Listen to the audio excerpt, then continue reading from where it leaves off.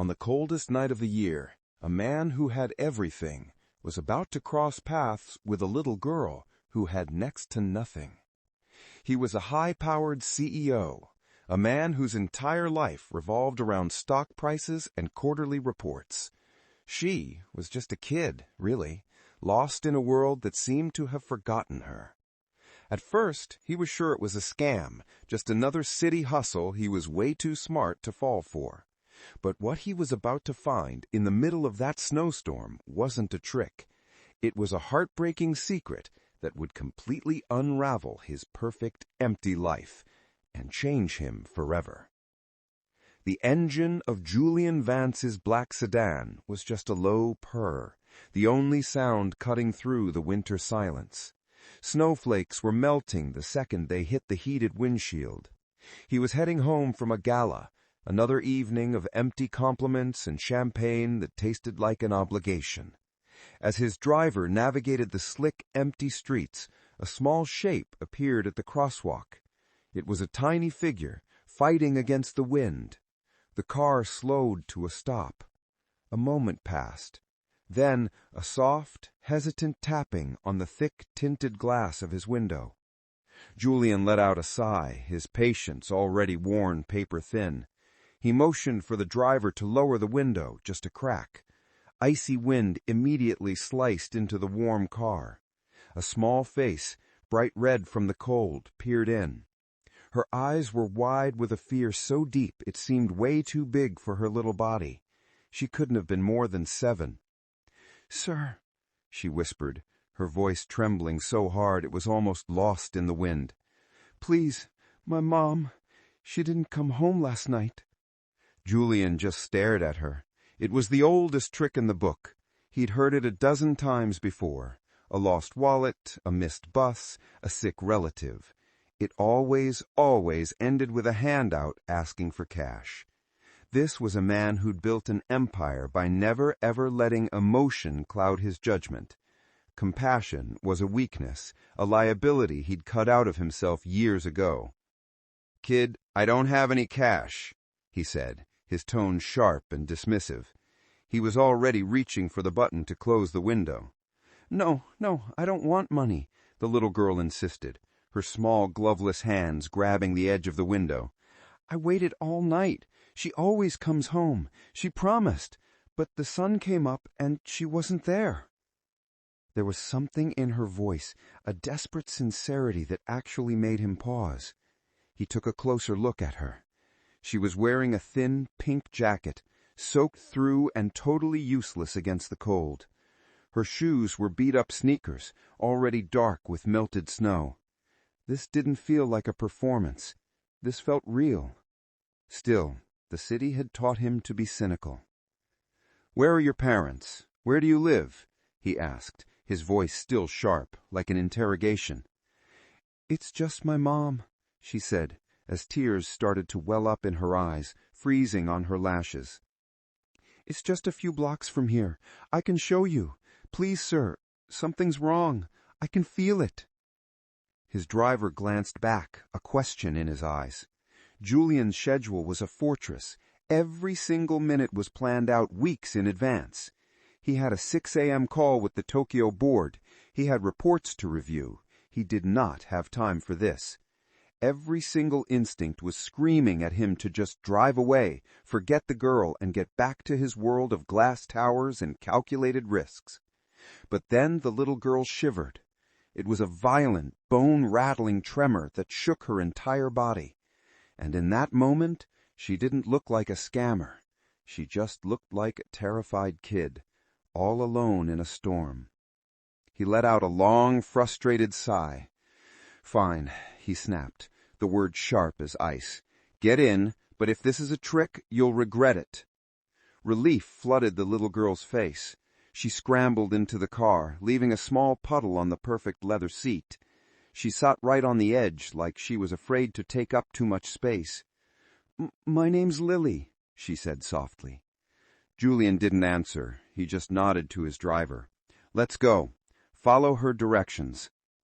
As the car pulled away, Julian couldn't shake the feeling that he was making a huge mistake. He didn't know it then, But this wasn't just about to change his night. It was about to change his whole life.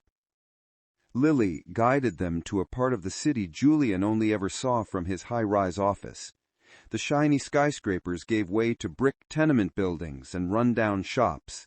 The snow here wasn't a clean white blanket. It was a gray, slushy mess. His jaw tightened with every turn as they drove deeper into the forgotten heart of the city. "It's here," Lily said, pointing a small trembling finger at a run-down apartment building. The front door hung crooked on its hinges, and a few windows were boarded up. "You live here?" Julian asked, unable to hide his shock in his voice. Lily just nodded.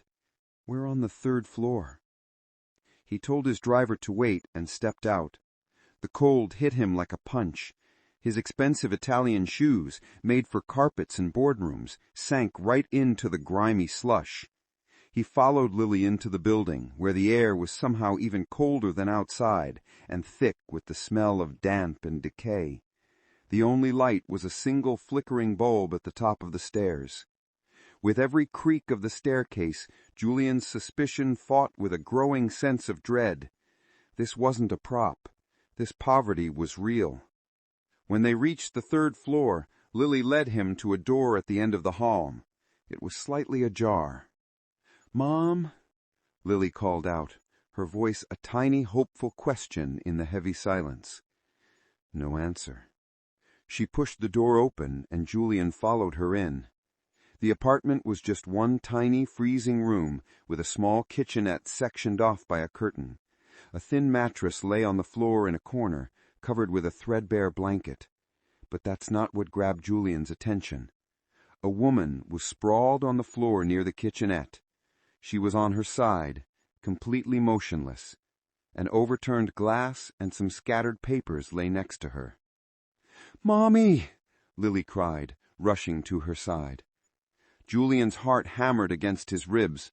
All his cynicism vanished, replaced by a surge of adrenaline. He knelt beside the woman, his mind racing, and pressed 2 fingers to her neck to find a pulse. It was there, but it was faint and weak. Her skin was clammy, but her forehead was burning up. His eyes scanned the room and landed on a crumpled piece of paper on a wobbly table. It was an eviction notice. And in that instant, the whole heartbreaking secret was clear. This wasn't a scam. This was a sick, overworked mother who had collapsed in her freezing apartment while her daughter waited for her. The ruthless CEO, the man who prided himself on being detached, felt something inside him just shatter. He looked at Lily, who was sobbing, trying to shake her mother awake. He pulled out his phone, his fingers suddenly numb and clumsy, and dialed 911. "I need an ambulance," he said, his voice strained, almost unrecognizable to himself. "A woman is unconscious. She's burning with a fever." He gave the address, his voice steady even as his world was tilting on its axis. After he hung up, he looked at Lily, who was shivering uncontrollably, her face a mask of terror. Without a second thought, Julian shrugged off his own $1,000 cashmere overcoat and wrapped it around her tiny shoulders. The coat swallowed her whole, a cocoon of warmth in the bitter cold. She looked up at him, her tear-filled eyes wide with confusion, and maybe, just maybe, a flicker of trust. He knelt in front of her. "It's going to be okay," he said, and the words felt like a promise. "I'm here. We're going to get her help." For the first time in years, Julian Vance wasn't a CEO. He was just a man, trying his best to hold back the storm for a little girl. The wail of sirens grew closer, a sound of hope cutting through the night. The minutes until the paramedics arrived felt like an eternity. Julian stayed on the floor, one hand on the mother's shoulder to feel her breathing, the other holding Lily's small hand. He had commanded boardrooms full of powerful people, but he had never felt a responsibility as heavy as the weight of that trusting little hand. When the paramedics burst in, the tiny apartment was suddenly full of urgent, focused energy. They worked fast, their voices calm as they assessed Lily's mother, whose name he learned was Sarah. "Pneumonia," one of them said. "Severe case, complicated by exhaustion." As they lifted Sarah onto a stretcher, Lily tried to follow, her face pale with panic. "I want to go with her." A paramedic gave her a kind look, but shook his head. "Sorry, kiddo. Family only in the ambulance." "I'm her family!" Lily cried, tears streaming down her face again.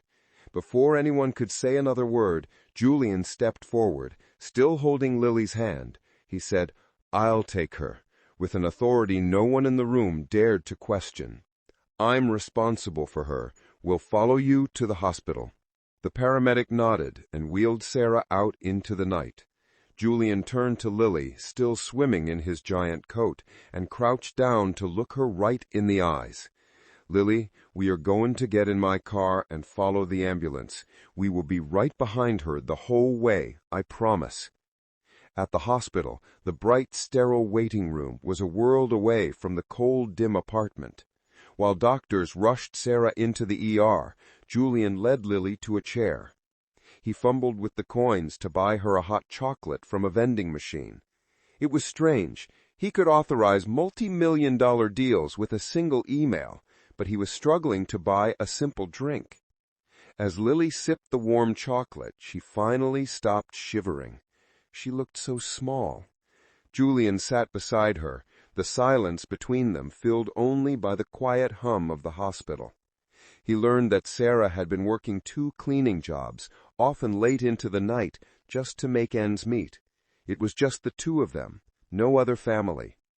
An hour later, a doctor came out. "Mr. Vance?" she asked. Julian shot to his feet. "How is she?" "She's very sick," the doctor said gravely. "The pneumonia is advanced. We've started her on aggressive antibiotics, but she's incredibly weak. The next 48 hours are critical." The doctor paused. "Frankly, if you had found her even a few hours later, I don't think she would have made it." The words hit Julian like a punch. A few hours. If he had dismissed Lily, if he had just driven away, this story would have ended so differently. He glanced over at the little girl who had finally fallen asleep in the chair. He felt a fierce protective instinct he never knew he had. He turned back to the doctor. "She will have the best care," Julian said. "Not a request, but a command. Whatever it costs, whatever specialists she needs, you get them. I will cover everything." The doctor looked at him surprised, but nodded. Julian spent the rest of the night in that uncomfortable chair, watching over a sleeping child and her mother who was fighting for her life. His world of profits and losses felt 1,000,000 miles away. His entire universe had shrunk down to this one hospital, to these 2 lives that had so unexpectedly and completely become tangled up with his own. A year later, the sun was shining. The brutal cold of that snowy night was just a distant memory. In a huge green park, a little girl's laughter filled the air. Julian Vance, not in a suit, but in jeans and a polo shirt, was pushing a giggling Lily on a swing, sending her flying toward the blue sky. Nearby, sitting on a picnic blanket, was Sarah. She was healthy and happy, a world away from the fragile woman on the apartment floor. She watched them with a smile of pure joy. Julian's life had been turned upside down. The night he met Lily was the turning point. He paid for all of Sarah's medical bills, but when she was finally released from the hospital, he realized he couldn't just send them on their way. He moved them into a bright, safe apartment. He confronted their old landlord, making sure he'd never harass another struggling family.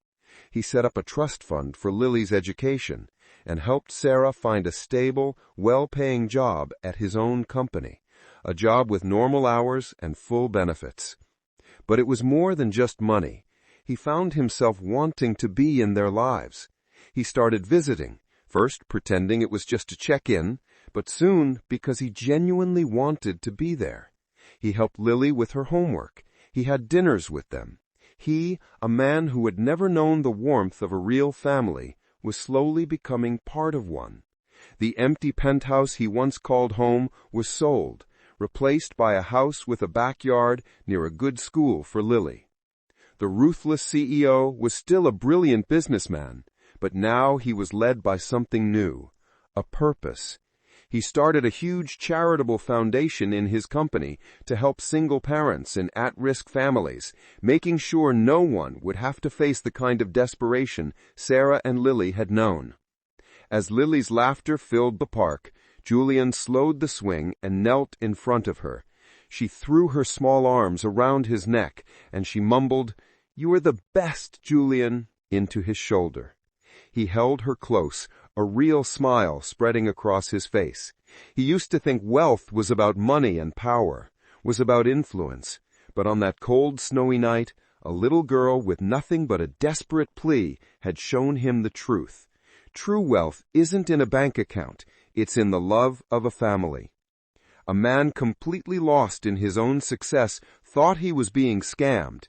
Instead, he found his salvation in the eyes of a child. He followed her into a snowstorm and discovered the one thing his millions could never buy, a reason to care. It just goes to show that sometimes the biggest changes in our lives come from a single, unexpected moment of kindness. Trusting someone can not only save a life, but it can also give a new one to the person who offers it. If this story touched your heart, think about sharing it with someone who needs a reminder that there's still good in the world. And don't forget to subscribe for more stories that restore your faith in humanity.